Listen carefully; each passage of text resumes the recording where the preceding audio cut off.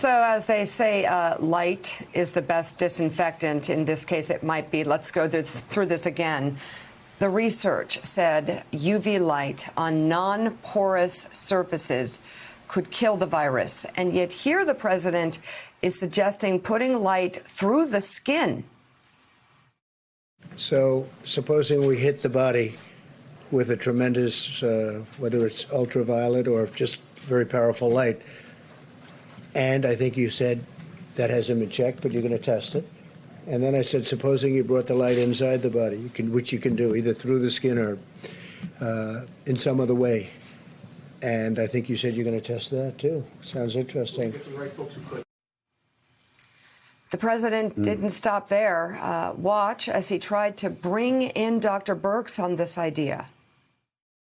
I would like you to speak to the medical doctors to see if there's any way that you can apply light and heat to cure. You know, if you could. And maybe you can, maybe you can't. Again, I say maybe you can, maybe you can't. I'm not a doctor. But I'm like a person that has a good, you know what. Sir, you're the president. Deborah, have you ever heard of that? The heat and the light relative to certain viruses, yes, but relative to this virus? Not as a treatment. I mean, certainly fever is a good thing. When you have a fever, it helps your body respond. But not as, I've not seen heat or light. I think it's a great thing to look at. Again, here's a woman who's spent her entire life, as Willie said, fighting disease, fighting infections, going across the world, doing tireless work like Dr. Fauci on HIV, and spending her entire life in medicine and science, saving lives, and she's having to answer a question about whether Americans should put disinfectants inside their bodies and light inside their bodies to kill a virus that has become a pandemic. That, again, it bears repeating. In January, the President of the United States said, it's nothing to worry about. It's one person coming from China. At the end of February, he said it's just 15 people. Soon it will be down to zero. Nothing to worry about. In March, still telling leaders, just relax, stay calm. Amplified there's by nothing friends. to worry about. Yes, and of course amplified every by day. Sean Hannity Same words. on Fox News. As if they came from Sean himself, as opposed to the president he's giving always him a read script. talking points. So you wonder what the breaking point is in terms of whether or not people inside the White House see this president as mentally and morally fit. It's worth asking. The research also showed how disinfectant could kill the virus on surfaces. Watch Dr. Birx's body language as the president raised the possibility of injecting cleanser inside the body. And then I see the disinfectant where it knocks it out in a minute, 1 minute. And is there a way we can do something like that by injection inside or almost a cleaning? Because you see it gets on the lungs and it does a tremendous number of the lungs. So it'd be interesting to check that. So that you're going to have to use medical doctors with. But it sounds interesting to me. The press then turned to the Homeland Security official who presented the research to make sure they didn't miss anything about the use of disinfectant. The president mentioned the idea of cleaners like the bleach and isopropyl alcohol you mentioned. There's no scenario that could be injected into a person, is there? I mean, no, I'm here to talk about the findings that we had in the study. We don't do that within that lab, our lab.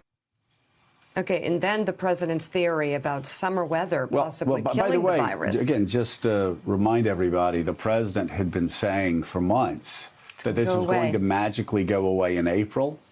When it got warmer, it was going to magically go away. Of course, we see that in the month of April when he said it could just magically go away because it gets warmer. Again, more people have died in the month of April of this coronavirus that Sean Hannity said was the media was using as a hoax to attack the president politically. More people died in that month of April when the president said it could magically go away because of the heat than died on 9/11, died in the first Iraq War. Americans who died in the Second Iraq War, Americans who died in the 19-year war in Afghanistan. Of course, many more Americans have died than died on September 11th.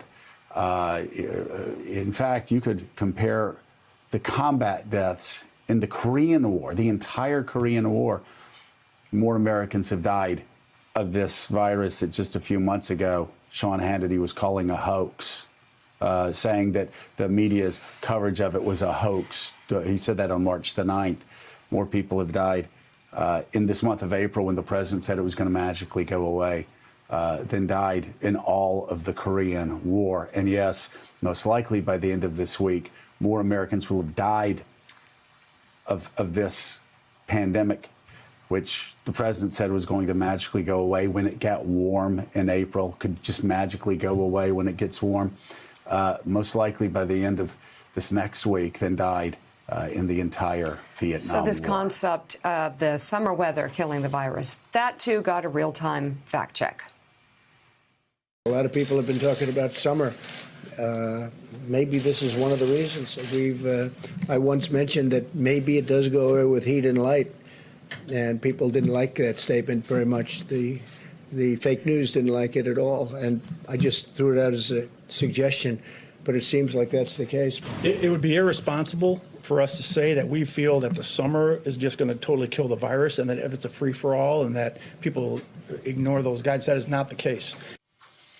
So, Mike Barnicle, we have John Heilman, who's always said that so much of what Donald Trump says is either projection or confession. It's so funny, actually, that he's accusing others of fake news. At the same time, they're asking if he should really tell Americans that they should put disinfectant inside their body. And, you know, it bears repeating. In February, on February 27th, the president said this pandemic that's killed 50,000 people was just one person coming in from China. He said he had it completely under control. He said there was nothing to worry about. That's January 22nd. In February, throughout February, he said there was nothing to worry about. Even near the end of February, he was saying that it was 14, 15 people. Soon it would be down to 0 people. He said he had done a great job and there was nothing to worry about. In March, when Republican senators started being concerned, his quote, "Just stay calm. We have it under control. Everything's going to be fine." And he kept musing about April, how it would warm up and this would go away. He told a group of African-American leaders that in March that it would just magically go away. And here we are. Again, I said several weeks ago, we don't have to go back over the president's past statements. Let's talk about the future. Let's try to encourage him to do the right things in the future. Well, here we are near the end of April, and Donald Trump is talking about putting disinfectants and lights inside of bodies.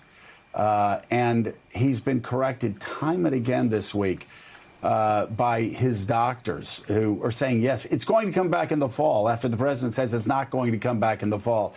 He pushes scam drug fixes that his doctors have to correct him on. And now they're having to correct him on this latest madness. You really do wonder what's going through the minds of Republican senators and Republican members of Congress and Republicans who serve with this president. Yes, we're in the middle of what he called a war, and we have a president who is wandering off aimlessly on this pandemic battlefield, endangering so many American lives.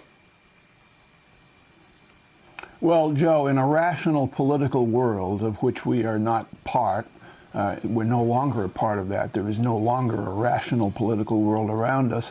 I'll tell you what might be on their minds, the 25th Amendment, because yesterday the President of the United States actually posed a threat to public safety, to the public safety of the citizens of this country. Those were the musings of a man who has spent a whole lot of his lifetime in a tanning bed.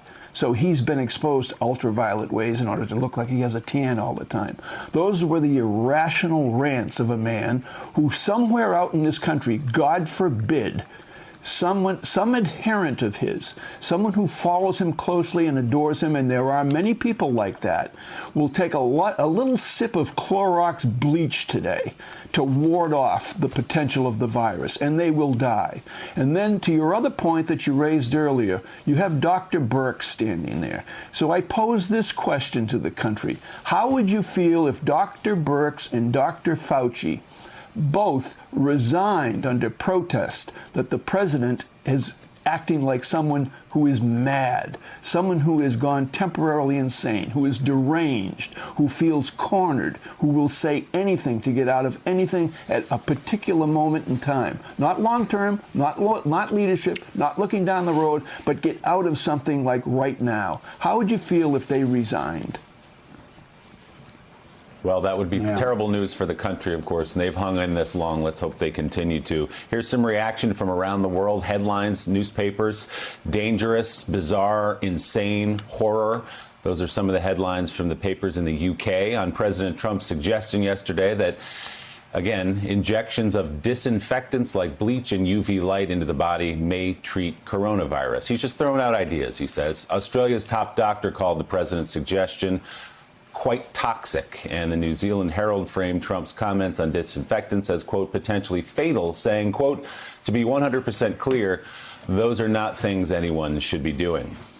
Katty Kay, again, it's embarrassing that these things have to be said out loud, and I'll repeat what we said at the top of the show, that Lysol, which is owned by a British company, the British company had to put out a statement refuting what the president said. Lysol actually had to put out a statement in which it said, under no circumstances should our disinfectant products be administered into the human body. They weren't saying that because there's some crazy Tide Pod meme going around and teenagers are eating it.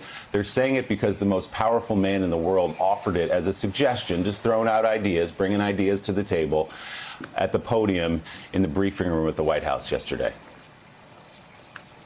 Yeah, because we've already had a couple die from taking hydroxychloroquine under the wrong circumstances after the president stood there up the podium. And so Lysol, understandably, is saying, look, we really want to make sure that this does not come back to bite us and that people are going to take the president of the United States seriously. I think what Philip Bump said from the Washington Post in that briefing is exactly the right question. Mr. President, why are you standing up there giving the country rumors? People are looking to you in these briefings for advice and help that really works, for things that we know are proven and that we can take home with us. There is an awful lot of confusion and fear out there, and when you add this kind of rumor to it, it just adds to that.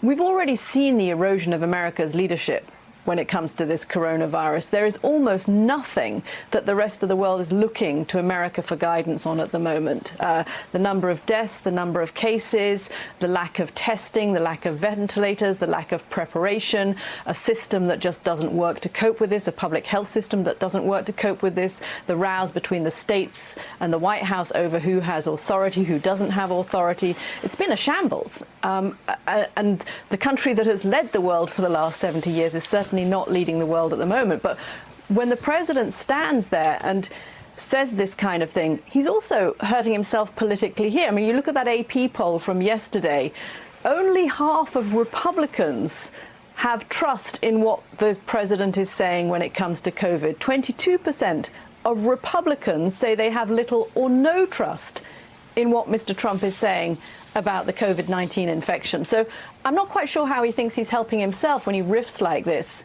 throwing out ideas that, you know, have you been saying all morning? I mean, it's bonkers, right? Drinking or injecting disinfectant. Anybody can tell you that.